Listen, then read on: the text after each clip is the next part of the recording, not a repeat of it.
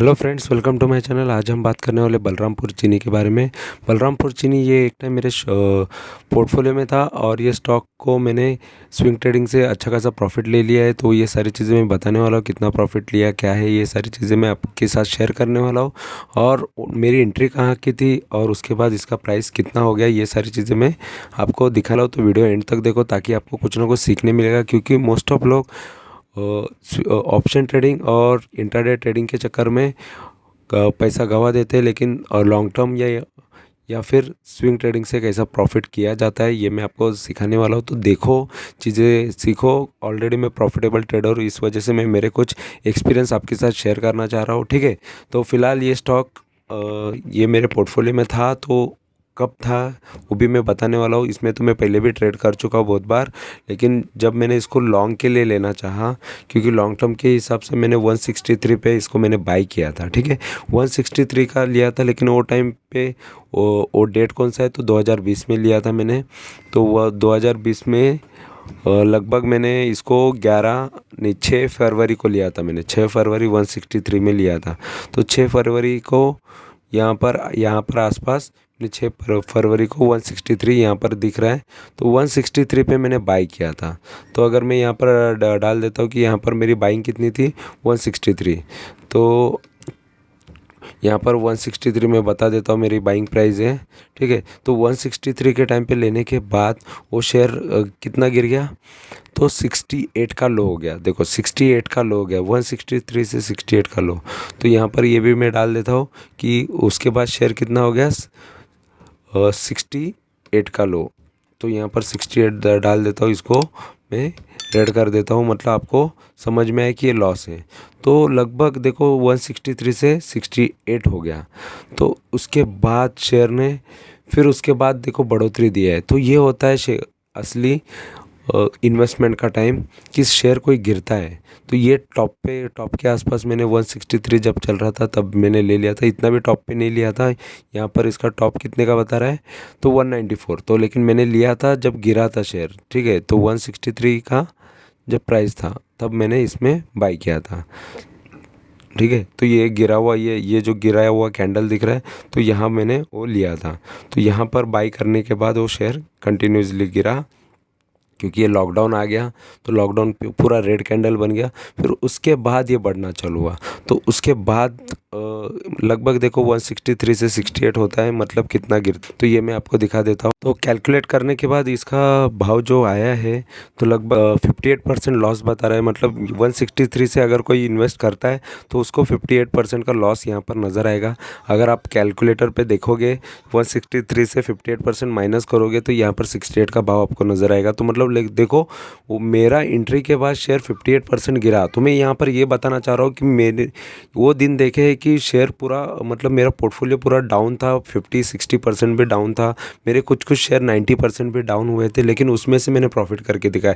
ये सबसे इंपॉर्टेंट होता है। हर कोई बोलेगा कि यार बुल टाइम में तो हर कोई प्रॉफिट ले लेगा, लेकिन जब गिरता है शेयर उसमें से प्रॉफिट निकाल के बताओ, ये इंपॉर्टेंट होता है। इसी वजह से मैं यहाँ पे आपके लिए वीडियोज़ लाता हूँ। नहीं तो अगर मैं ही प्रॉफिट नहीं करता तो आपके लिए वीडियो लाने का मेरा कोई हक नहीं होता। और आपको जस्ट सिखाना चाह रहा हूँ, मैं यहाँ पर कोई रिकमेंडेशन नहीं दे रहा हूँ कि इसको बाई करो सेल करो। यहाँ पर शेयर मार्केट सही से सीखो, फ्री का नॉलेज मिल रहा है, फ्री में सीखो, ठीक है। तो यहाँ पर देखो, इसमें से ये 58% का लॉस होने के बाद, पर मैं बता देता हूँ कि 58% यहाँ पर जब तक यहाँ पर आप बुक नहीं करते हैं, ठीक है। यहाँ पर जब तक आपका लॉस बुक नहीं करते तब तक आपका लॉस नहीं होता है, ठीक है। तो ये 58% का लॉस है।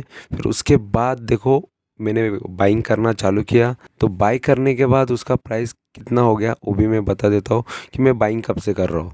तो उसके बाद मैंने कंटिन्यू उसमें बाइंग करना चालू किया, ठीक। तो मैं लेते ही जा रहा था, फिर कंटिन्यू जैसे गिरते गया। तो वो टाइम से मैं, क्योंकि स्विंग ट्रेडिंग करना चालू ही किया था लॉकडाउन के पहले या लॉकडाउन से, तो उसके बाद गिरना चालू हुआ। तो जैसे जैसे प्राइस गिरते गया मैं लेते ही गया। 63 से नीचे जितना नीचे गिरते गया मैं लेते ही गया। तो लेते लेते मैंने 60 के भाव पे भी, 68 के भाव पे भी लिया मैंने उसको, 80 के भाव पे लिया, तो 73 के भाव पे लिया। तो हर एक भाव पे मैंने लिया उसको।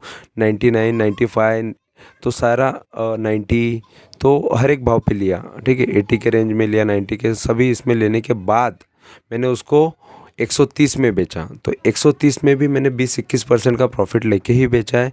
तो 130 का मतलब मेरा बाइंग प्राइस कितना है ये भी मैं आपको बता देता हूँ, ठीक है।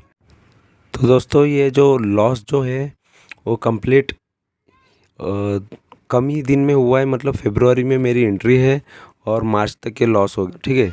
तो मैंने एंट्री कब की बताई ये मैं बता देता हूँ फिर से आपको कि मेरी इसमें एंट्री जो थी तो लगभग 6 फरवरी को थी, और जो मैंने उसके बाद जो शेयर गिरा है तो 23 मार्च को, मतलब 1-1.5 महीने के अंदर 58% का लॉस भी मैंने देख चुका हूँ, ठीक है।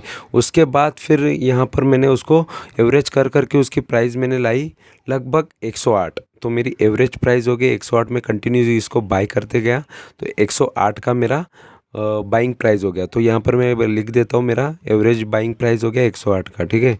तो यहाँ पर ये 108 मेरा देखो एवरेज प्राइस हो गया।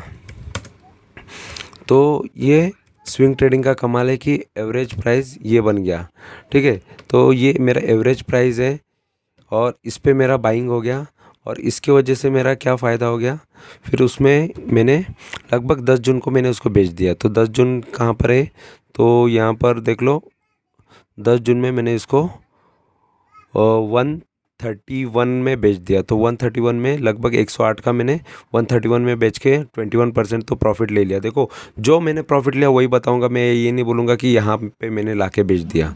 यहाँ पर जो प्राइस है 521 का, मैंने 521 पे नहीं बेचा, तो मैं बोलूँगा क्यों, क्योंकि देखो जो भी है मेरे को फैक्ट बताना है, जो भी है ये चैनल पे रियल आएगा।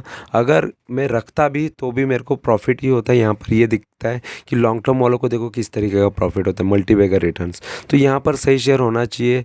तो स्विंग कर रहा हूँ तो मैं स्विंग ही कर रहा हूँ, लॉन्ग टर्म करूँगा तो लॉन्ग टर्म ही करता हूँ। तो लॉन्ग टर्म किया तो बहुत सारे शेयर गिरे थे, लेकिन मुझे वो शेयर रिकवर करने थे, तो इस वजह से इसका मैं प्रॉफिट वहाँ पर मूव करता था। जो भी प्रॉफिट होता था तो जो गिरे शेयर है उनको मैं लेता था और उसको मैं फिर बाद में उनको भी प्रॉफिट में निकालता। तो वैसे तो मेरे 70-80%, 90% भी कुछ कुछ अच्छे अच्छे कंपनी के शेयर गिरे थे। तो कोई कोई रिकवर होने वाले थे, कोई कोई रिकवर नहीं होने वाले थे। तो ये जैसे रिकवर अगर मैं इसको नहीं भी करता एवरेज तो ऑटोमेटिकली ये रिकवर होके मेरा प्रॉफिट ही था, क्योंकि देखो 163 का शेयर यहाँ पर 500 के ऊपर गया, ये 515 हो जाता है। ये रिसेंटली का है, ठीक है, 14 मार्च का है ये। तो इतना अच्छा ये रिटर्न ये दे देता। 21 मार्च का ये 521 का है। तो देखो ये सब होता है शेयर मार्केट में, लेकिन हर किसी को ये नहीं पता रहता है कि कौन से शेयर में लगाना है, क्या करना है। तो यहाँ पर ये 131 का मैं यहाँ पर प्रॉफिट लिख देता हूँ। 131 पे बेचा मैंने, सोल्ड किया, ठीक है। तो यहाँ पर, और ये कब सोल्ड किया मैंने, जून में।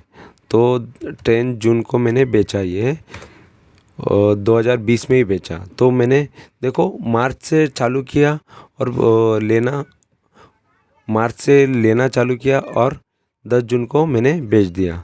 तो मार्च के बाद जून देखो लगभग 3 महीने ही होते हैं। तो 3 महीने के अंदर इसमें फिर से मैंने प्रॉफिट करके निकल गया, और वो जो पैसा आता है वो मैं कोई और शेयर गिरे उसमें पैसा लगाने लगा, ठीक है। तो ये होते हैं कि प्रॉफिट मेकिंग, ये होता है प्रॉफिट बुकिंग। वो लगता है कि कोई प्रॉफिट बताते, लेकिन ऑलरेडी मैं खुद प्रॉफिट किया है। सारे बड़े से बड़े जो गिरे शेयर, अच्छे अच्छे शेयर्स भी गिर चुके हैं लाइफ में, ठीक है। तो यहाँ पर मैंने लगभग देखो 58% लॉस से लॉस टू 21% का प्रॉफिट, ठीक है। तो वो काफ़ी है कि क्यों पता है, काफ़ी है क्योंकि इसमें मैंने बाइंग भी बहुत हो जाती है, उसमें पैसा बहुत इन्वेस्ट हो जाता है। जब आप किसी शेयर को एवरेज करना चालू करो तो आपको पता चलेगा कि आपका पैसा उसमें कितना इन्वेस्ट हो जाता है। तो ये लॉस से इतना कवर होना मेरे लिए काफ़ी है, क्योंकि ऑलरेडी वो 58% का लॉस पहले कवर होता है, फिर उसके बाद ऊपर का प्रॉफिट आपको मिलता है। अगर वही प्राइस पे आज मेरा वो शेयर 5 गुना हो जाता, वही अगर मैं होल्ड करता तो। लेकिन कुछ शेयर्स जो गिरे हैं उनको भी मेरा निकालने का फ़र्ज़ होता है, क्योंकि वो नहीं निकल पाया तो उसमें का लॉस दिख जाता है। तो होता है, ये शेयर मार्केट है, कोई शेयर अच्छा होता है वो गिर जाता है और जो ख़राब होता है वो बढ़ जाता है। तो यही शेयर मार्केट है, अच्छे से देखो, समझो, सीखो और कमाओ, ठीक है। तो वीडियो अच्छा लगा है तो लाइक करो, कमेंट करो, दोस्तों के साथ शेयर करो। Thank you very much for watching my video. Thank you, bye bye.